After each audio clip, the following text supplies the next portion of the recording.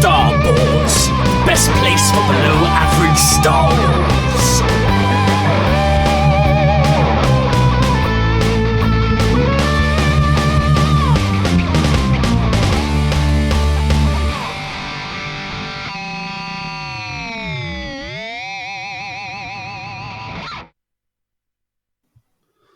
Hello there, and welcome to the Star Wars Show, a UK-based Star Wars podcast with in-depth discussions and analysis sprinkled with some silliness. I am the Geordie Jedi Pete, and before we go over to Jason Hondoling, I just want to give a big shout out to a new listener who's been listening to the podcast. That is Noah George Pears. Thank you for being a listener and supporting us, Noah. You are the best. Jason, how are you doing? Yeah, pretty good, Pete. And yourself? Yes, I am good. Obviously, going to do something a bit different today. We're going to talk about the news first. Obviously, quite a lot of Star Wars news to talk about. No huge bits. One very sad bit, and then two sort of little fun bits. What we've been watching, and then we're going to end with just a little bit of housekeeping of what we've been up to ourselves. But let's just dive straight into the news. Obviously, very sad. This past week, obviously, the passing of James Earl Jones, our very own Darth Vader, has obviously passed away. It's sad, but also, James Earl Jones is a legend. He worked his entire life, both in front of the camera and voiceover work. A great actor, great performer, a legendary performer, you would say, who really has left his mark on storytelling on this earth. Just sort of, it came out the blue a little bit, I suppose. Just what was your thoughts on it when you first found out, Jason? Obviously, what's your thoughts when you think about what James Earl Jones has done retrospectively for all of us, I suppose?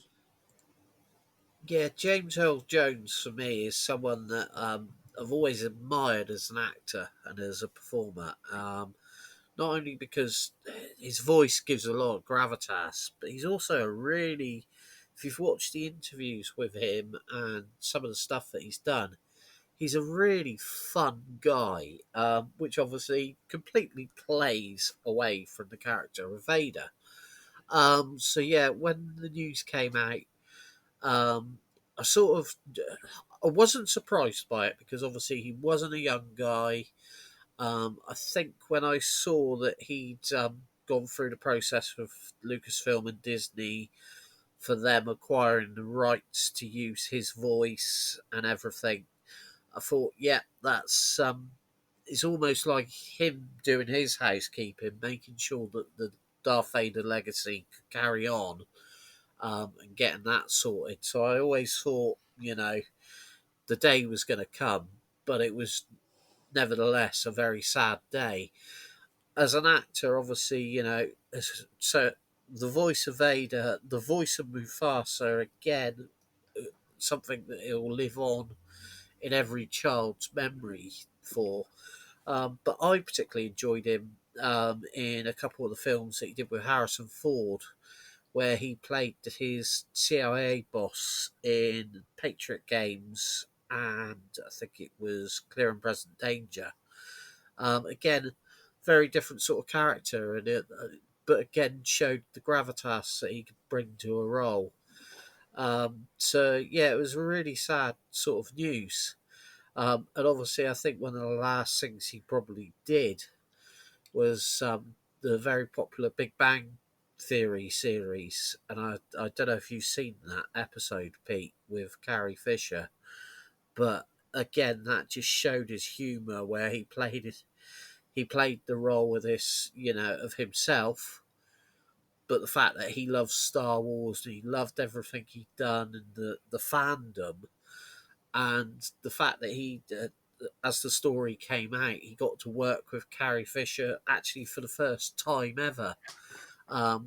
Which that episode for me was absolutely hilarious, and the way the two of them played off of each other was brilliant. And I think it was fitting, obviously Mark Hamill's simple, I think it was simply "Rest in Peace, Dad," that just about summed up, the sort of feeling everyone had.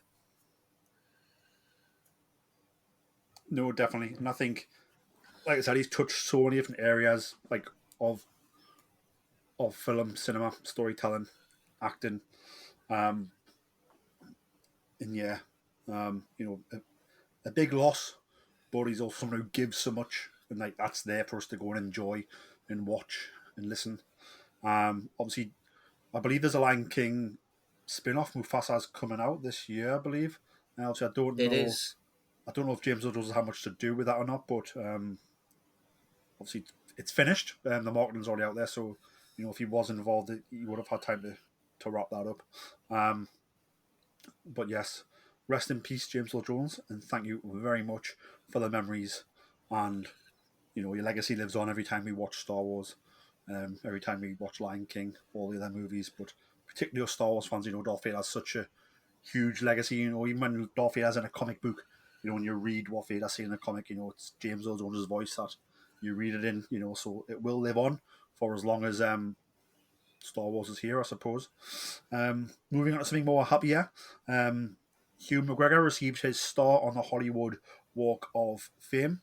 Nice little ceremony took place there with his family. Hayden Christensen was also there, who did the last speech, where he spoke a lot about Ewan as a friend and someone who was welcoming to Hayden when he joined the Star Wars crew.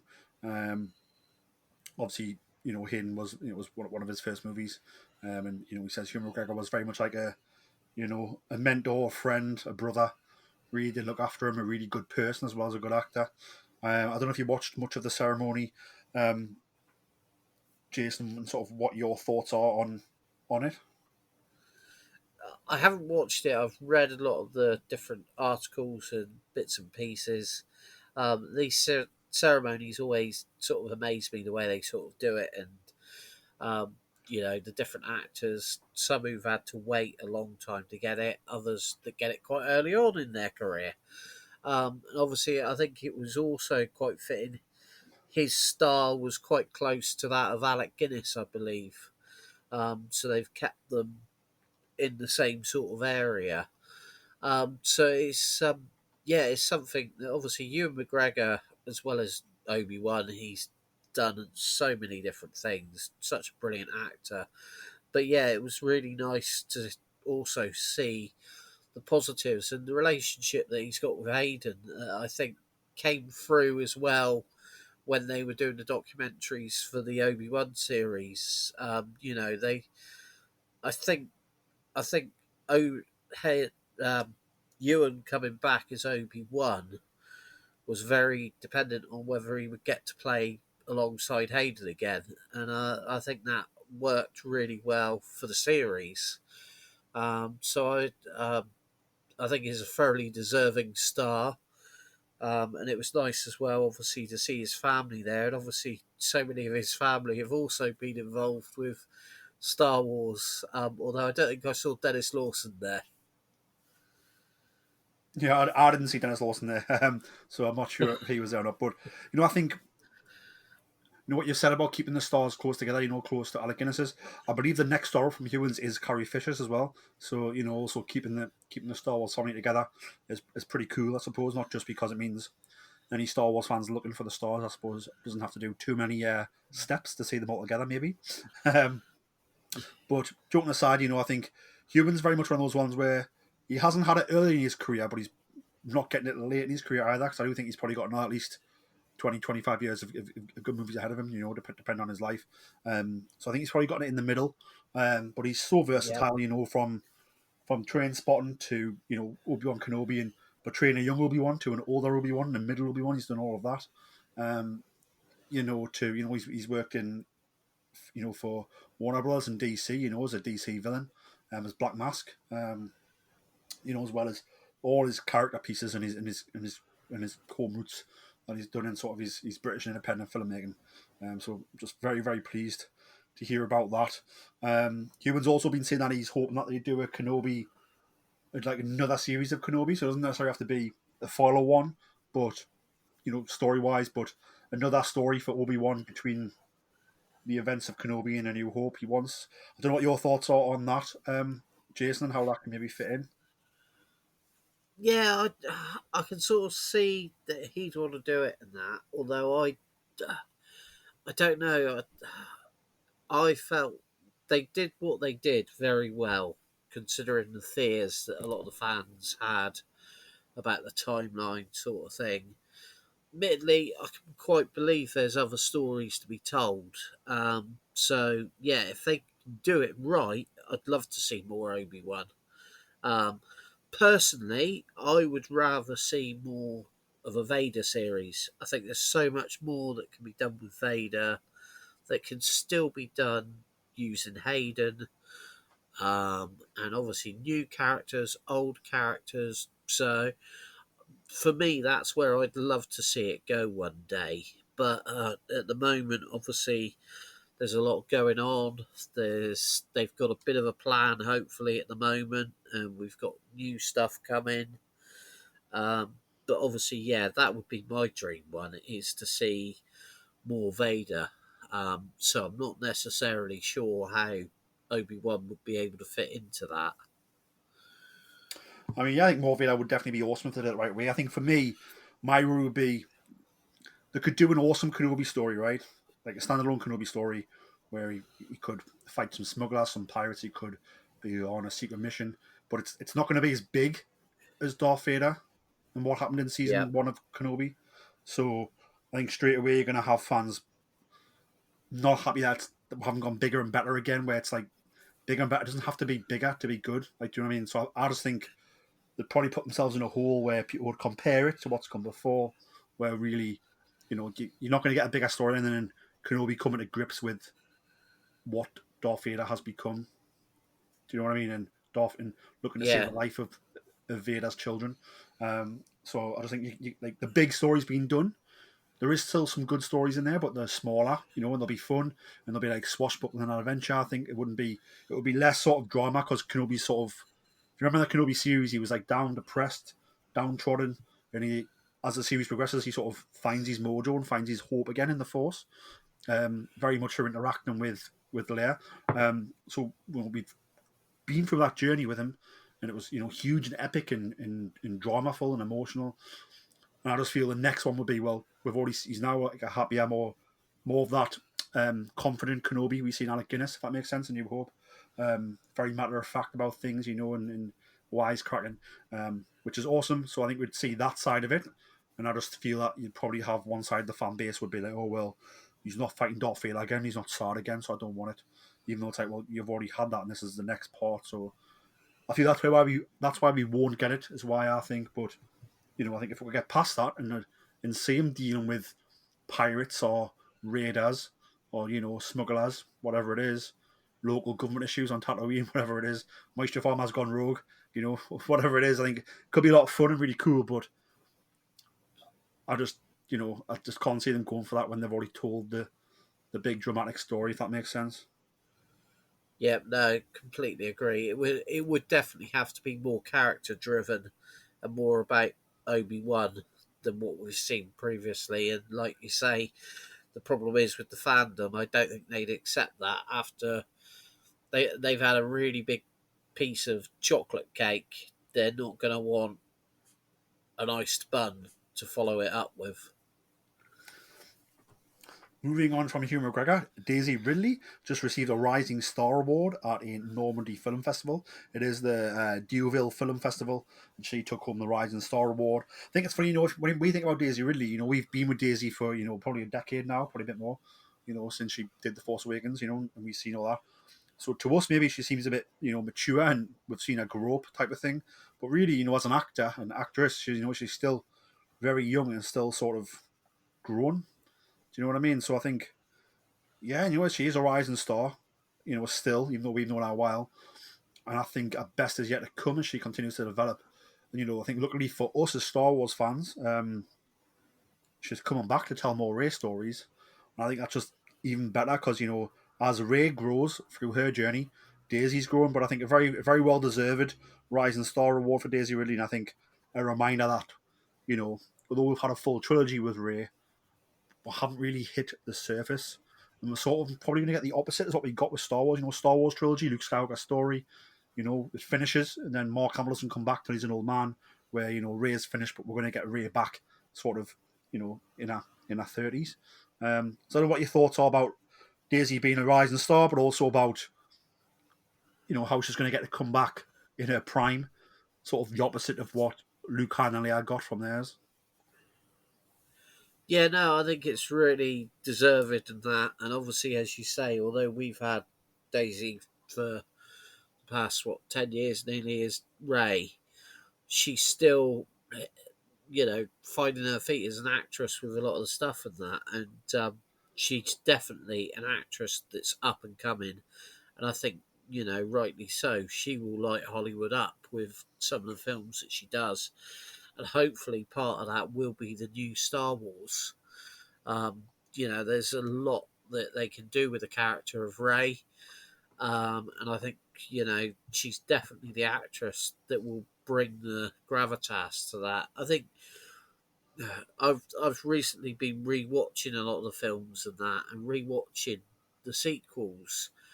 You could see her growing as an actress in the way she portrayed Rey already over those three films. And I think when you look at some of the actors and actresses, that maybe peak early and then don't learn, or don't take in what they've learned. I think she's one of the actresses that, she's learning her craft and learning it well. So I think it's a thoroughly deserved award. And like you say, hopefully she's going to get the opportunity that, Mark Hamill and Carrie Fisher never really got when they were portraying their characters. Indeed. And I think the next film you're going to get is The Mandalorian and Grogu, and then the next one after that I think will be the Rey story. Yeah. And my bad feeling is that I've got a feeling that the sort of beginning of the Jedi and the Force story, which is going to be told by James Mangold, I think might get lost in the pack in development. Sadly, that's just my good feeling on that. But that brings into the news. Unless you've got any news topics we haven't discussed, you want to bring up, Jason? No, I think we've covered the ones I was thinking of there. Spot on. So moving on from the news, we're going to go on to what we've been watching Star Wars wise.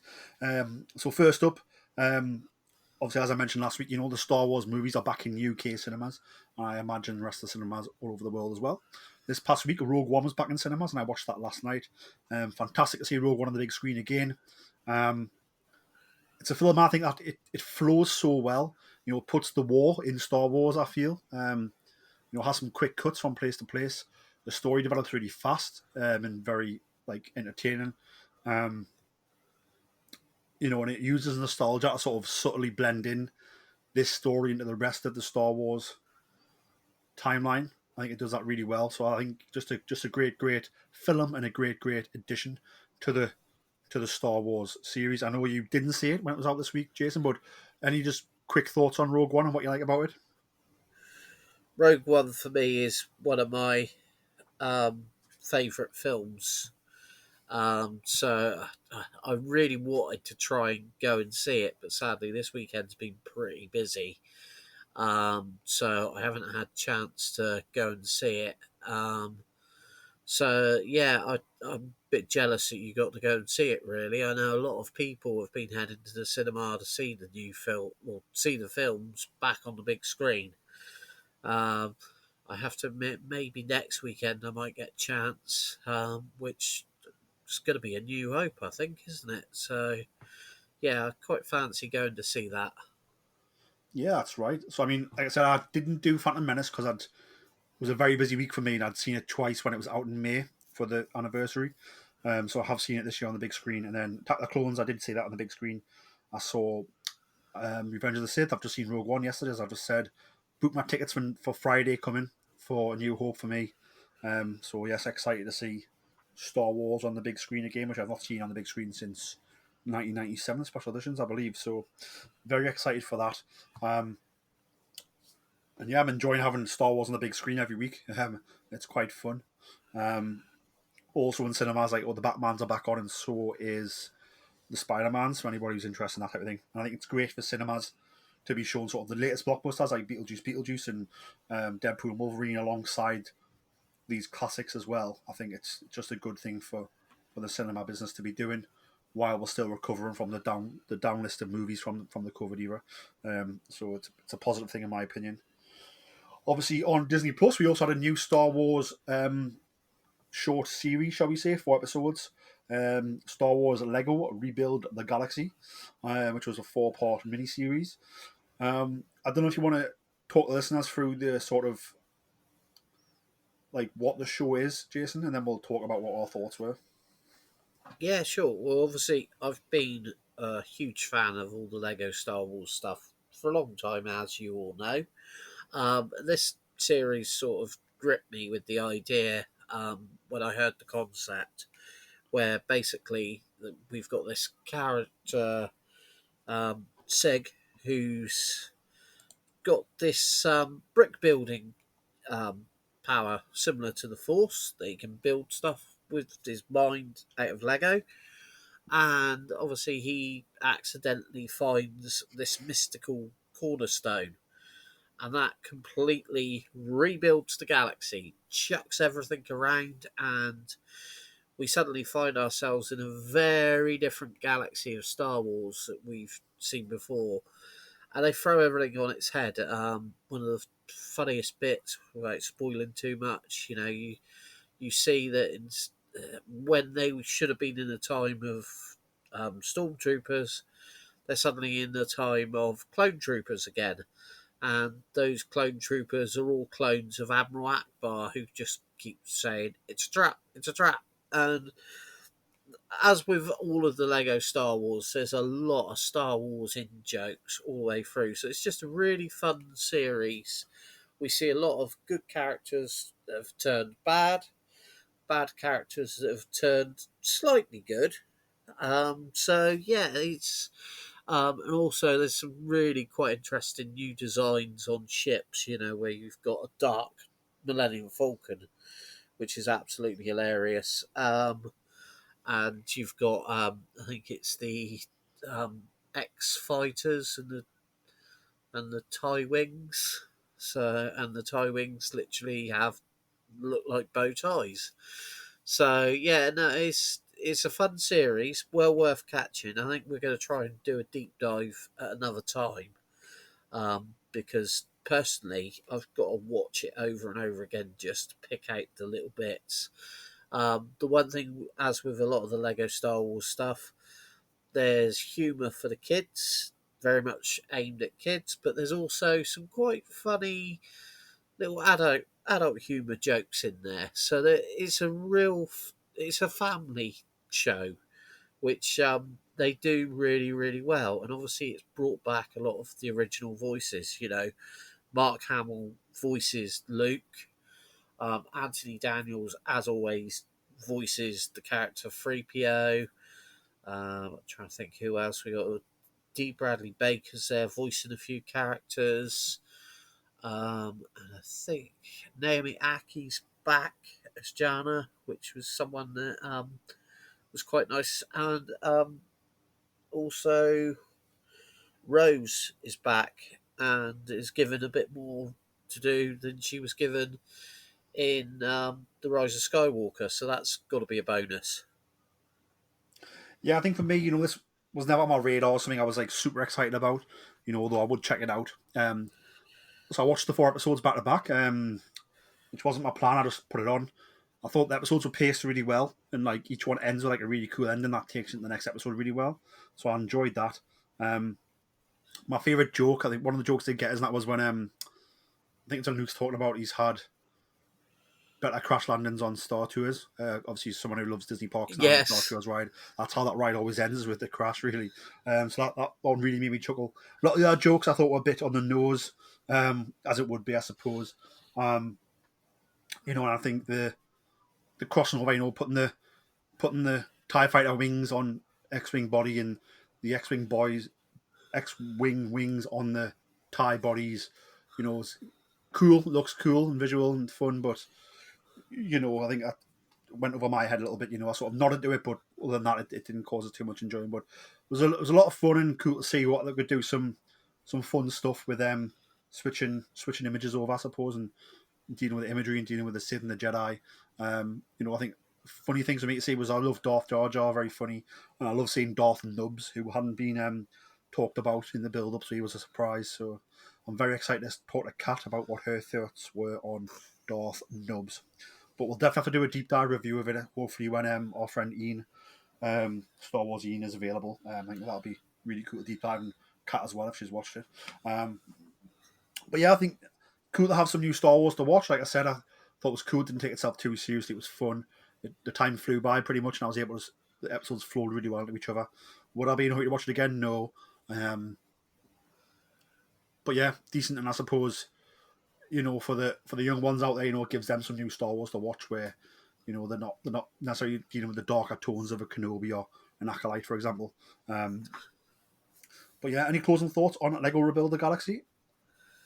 I don't want to spoil the end because the end of the fourth episode, they left us on a little bit of a surprise, and I have to say, the look on Jess's face when she watched it with me was a picture. And I think that will get the youngsters that have become fans of a very certain character in current Star Wars. Indeed. I think that's what's so cool about the series that, obviously we're not going to spoil it, but obviously, there's a link to what maybe they could do next if they do one. Yep. Now that's if they do a second series, because at the minute they're cancelling things left and right. And to me, this is a show where the dude bros would just hate it, so would it get renewed? I don't know. Or does it fly under the radar of the dude bros? Maybe it does. But I think obviously, it teases some characters coming into the story in a different way to how they're being portrayed, shall we say. But I think there's a fun juxtaposition there that I think they can be done with so many other characters as well, where this could run for multiple seasons and just still keep that fun element where it can. There's so many other characters it could do that with as well, which is fun. So I think it could, and I would tune in every time. I said I wouldn't watch it again and again, but when new series comes out, I'll watch it, and if it flows the way this one did, then I'll sit and enjoy my time watching it. So as with Lego, I suppose the possibilities are endless. I suppose is what Lego like to promote about the sets and building things and imagination. And I think with this series, it does tap into that Lego aspect of imagination and the possibilities being endless. And again, I think it is for the series. Do you think we'll get a second season? I've got a feeling we might do. I think it's almost lined itself up to do a second season, and it wouldn't surprise me if it's already been done and it's sort of a pre-planned thing. Because as you said, they're cancelling a lot of stuff, but obviously the animation side of it is something that I think, because more planning goes into that behind the scenes, and a lot of the animation stuff gets released with nothing really being spoilt about it. They tend to be able to release it. You get the surprises that you need. You haven't had spoilers, and it works. And I've got a feeling they've probably it's been set up for it. Although saying that, there was a few years back there was the Lego. Trying to think, was it Brick Builders Galaxy? Where I think they had 2 seasons of that, and I really got into that, and then they didn't do any more. So yeah, I'm hoping they've set it up for there to be a second season, and I'm hoping they're going to do it. I think for me it depends how much it costs, and I don't know. So it depends how much it costs to produce a season, I suppose. I mean, it should be a lot cheaper than live action. Do you know what I mean? And if a lot of the character models have already been designed Lego wise, it does help keep, and the Lego parts are sort of universal, have a different paint job on, different decal.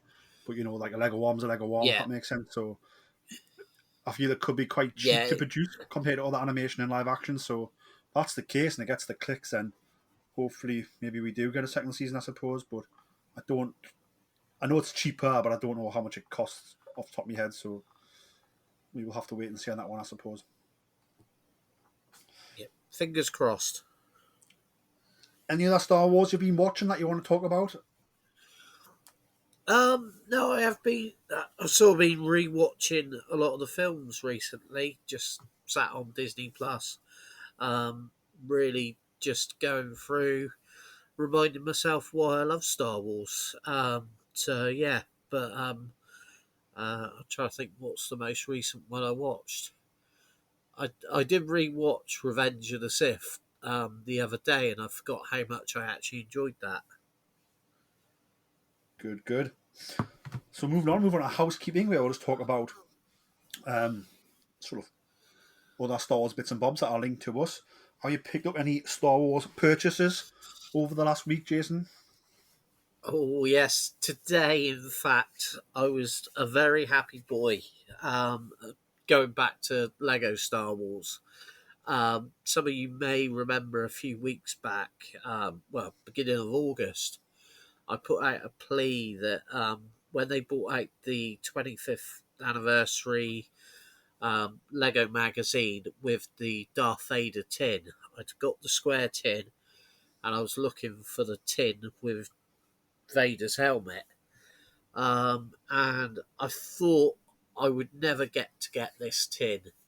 And then today we went into one of the local Lidls, and they they have a magazine rack that they've got a tendency of not updating as regularly as other stores.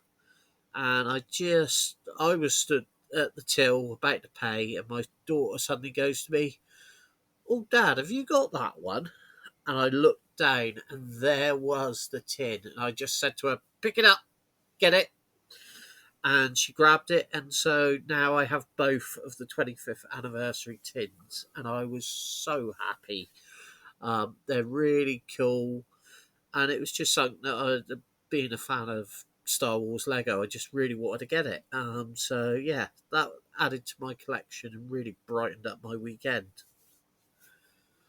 Fantastic stuff. A great find. I love it when people find things out in the wild when they least expect it. Any more Star Wars Unlimited card purchases?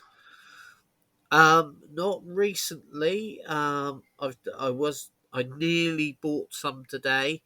It should I should mention that the first season again, some stores have had restocks of the Spark of the Rebellion sets. So there are currently some of the starter sets back out in the shops to be able to purchase, and some of the booster packs are back out in the shops. So if you're looking for Star Wars Unlimited, I know Jedi Archives have got some on there, and I've seen some in a few other comic stores over the last couple of days. So if you're into it, it's a good time to go and have a look again. Is that just leftover stock found, or is it a reprint? Do you know? I think it's there was going to be a reprint. I don't think the reprint officially comes out until November, but what they're doing is they're sort of drip feeding it through to more of the stores that have got genuine stores. So, like for example, Jedi Archives, obviously they do weekly Star Wars Unlimited gaming nights, and I think they've been drip feeding stock back into those stores so that they can keep the momentum going. That's cool, but like, obviously Shadows of the Galaxy now, so we've already moved on. So it just seems weird that you would Yeah, fill the I shelves with all that product. It seems a bit weird. I You think know? it was a case of they weren't expecting the popularity of what they got with the first set, and I think because so many people were like, I know we've moved on to the next set, but we still want to get, I for one want to try and get more of the cards, so I'll probably be heading out to get some more of the booster packs. Now that I know they're back out in the wild, so yeah, and I think, as I say, I think it's November set 3 launches.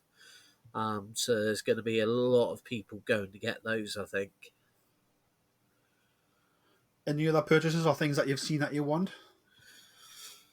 Oh, there's lots of things that I've seen that I want, but obviously there's different Lego kits available at the moment. I'm eyeing up the.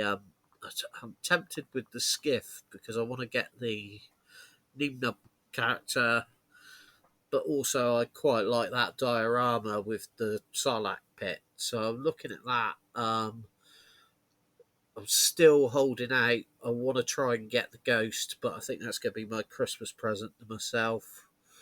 And obviously now I've sort of told the family that if they want to get me anything for Christmas, just get me Star Wars Unlimited stuff, and I can keep building my collection. But and you've just reminded me. Actually, I've got them sat here. I did pick up something else today, in my local hobby craft. I've got some rather cool craft punches. One's Yoda, one's R2D2, and one's the Rebel symbol. And they're for a little project that I'm working on for Dorchester Strikes Back next year. Lovely stuff. Lovely stuff. I haven't really purchased anything this week, but I have got my eyes on pre-order. So Hasbro Pulsecon 2024 was just on September 14th, I believe. And we've had sort of reveals and pre-orders going live. So we'll start with the vintage collection. So this is the 3/4 inch vintage collection. What they're saying is that we're going to be getting figures from Ahsoka in the form of a World Between Worlds Anakin Skywalker. So this is Anakin Skywalker sort of in the Hayden Christensen, but in the Clone Wars apparel, which is pretty awesome. In the 3/4 inch, it does look pretty awesome as well. In the images that were revealed, images of the finished figure and also the finished figure in card, which looks pretty cool.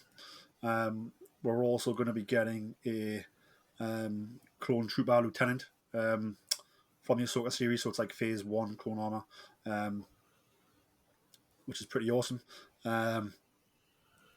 From those sort of those flashback scenes from the World Between Worlds. So we're getting Anakin, we're getting this clone. Maybe we'll get the younger Ahsoka down the line as well, so we can make those scenes come to life. Next up is from the Acolyte. So maybe we need to get Disney and Lucasfilm to get in touch with all of their different providers, because you sort of killed something and then you still release some merch for it, which is good for the people who want the merch, and a lot of people do. But I think you're sending mixed messages out here, but it is Jedi Master Indara. She has a soft goods cape, like Jedi cloak, and it's Indara how we see her in the opening episode when she meets her death. Comes with the comlink and the lightsaber and the cloak. It looks pretty cool. And then also after that is Cassian Andor series. We're getting Dedra Miro, who's obviously part of the ISB, the Imperial Security Bureau. Again, sort of that white tunic, comes with a blaster. Her hair's tied back. She looks very authoritarian, shall we say, in the picture. That looks cool. And then we're also looking at getting a Luke Skywalker. So this is a farm boy Luke from A New Hope.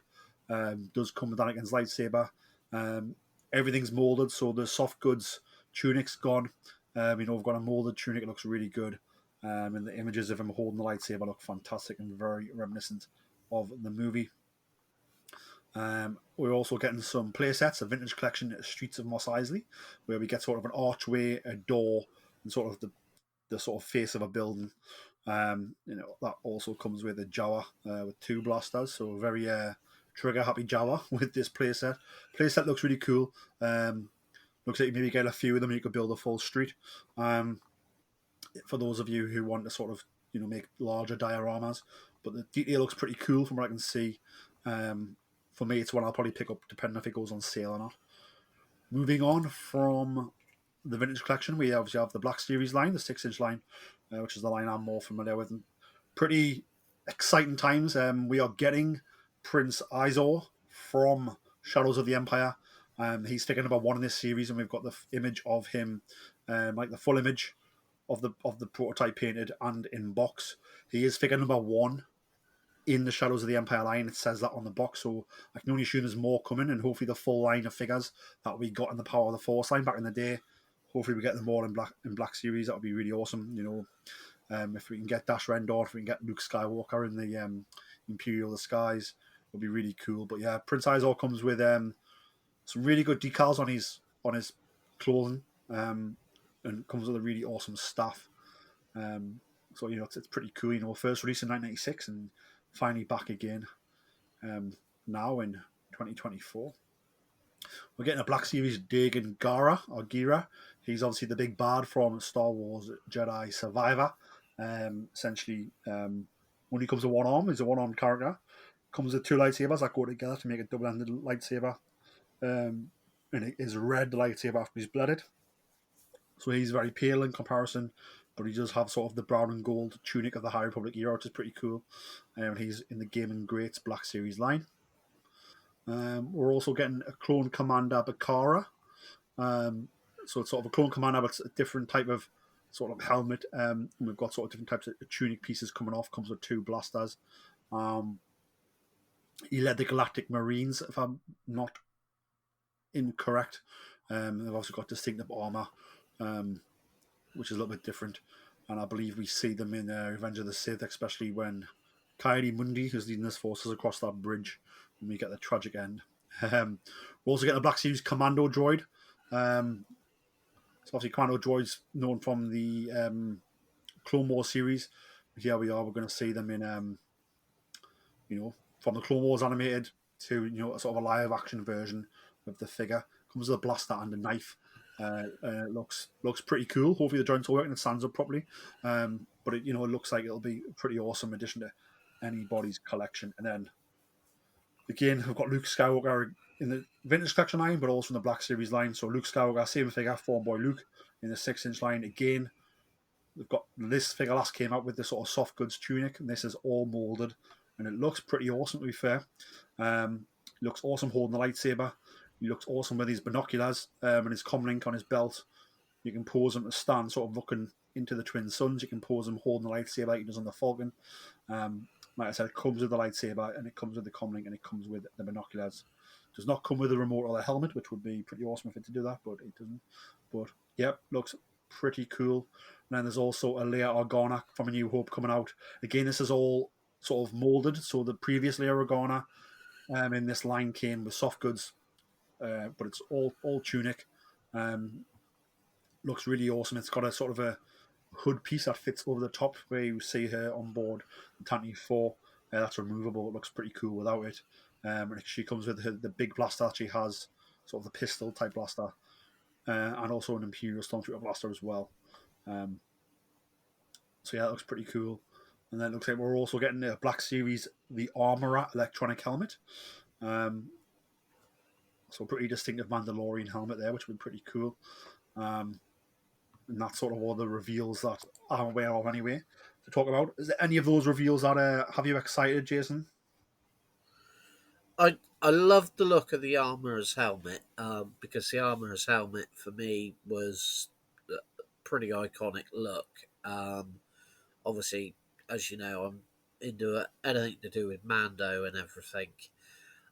This looks really cool, and I saw a really cool video as well, which they quite often do with these sort of reveals, where they presented Emily Swallow with one of these helmets, and she was obviously very happy to receive it.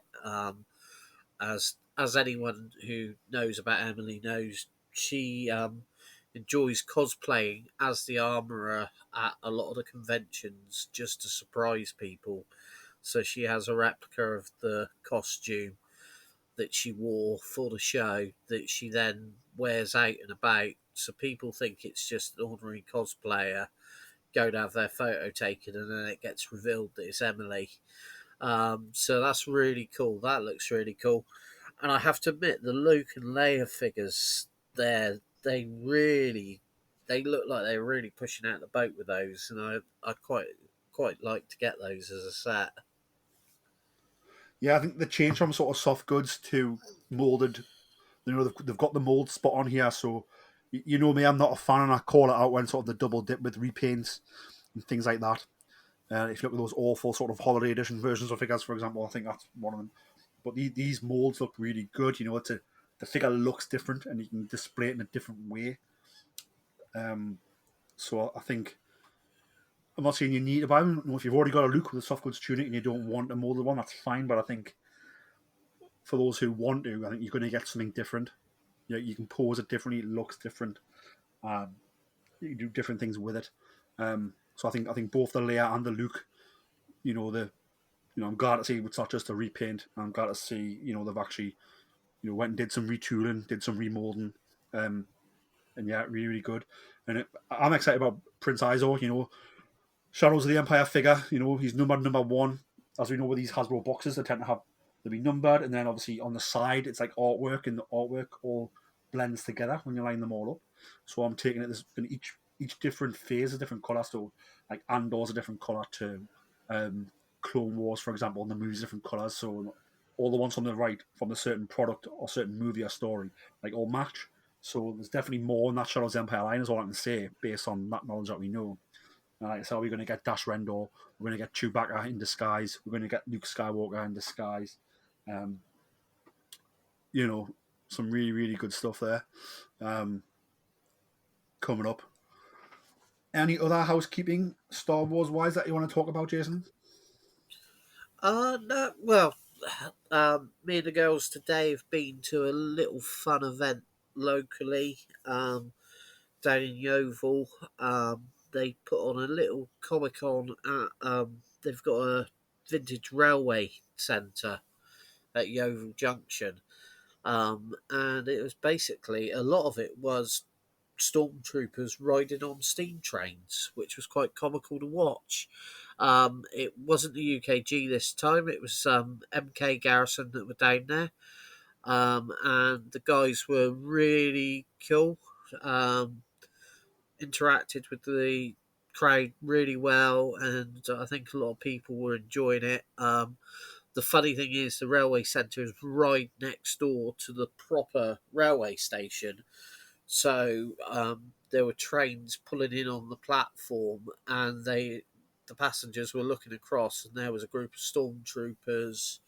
There was a friend of mine who was dressed as Professor Snape, waving his wand at all the muggles travelling on the train. And yeah, it was just a really fun sort of thing, just to take the kids to, and they got to have a little ride on a steam train. So it's one of those things. I know I've said about it before, and obviously with what we did down at Dorchester, there's these little events that give people the chance to interact with the Star Wars characters, and again, another group of really dedicated cosplayers. So a big shout out to the MK Garrison for the work they did there today, and also there was some friendly Ghostbusters wandering around, and many other people just turning up in costume. So yeah, it was a good fun day. Sounds absolutely fantastic. I think that brings an end to our episode, Jason. Any closing messages for the listeners, and where can the people find you on social media? Just carry on enjoying yourselves in Star Wars, and be kind to everyone. And you can find me as always at Hondo Ling. And you can find me on Instagram and Twitter, or now known as X, at Geordie Jedi Pete. You can also find the podcast on Twitter, or now known as X, at Boz Star.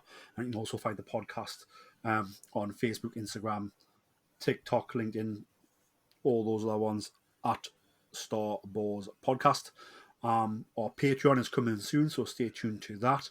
A great way to help us out. Another way to help us out is by leaving a review. If you are listening on Apple Podcasts or on Spotify, please just leave us a 5-star review.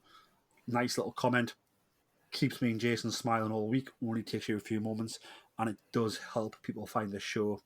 If you listen on any of the other wonderful podcast applications out there and it has the ability to leave a review, again, just leave us a top review. Lovely little sentence as well. Again, it keeps us smiling all day, all week, and it helps people find the show. But thank you very much for listening. May the force be with you all, and remember, always tell that to Kanja Club.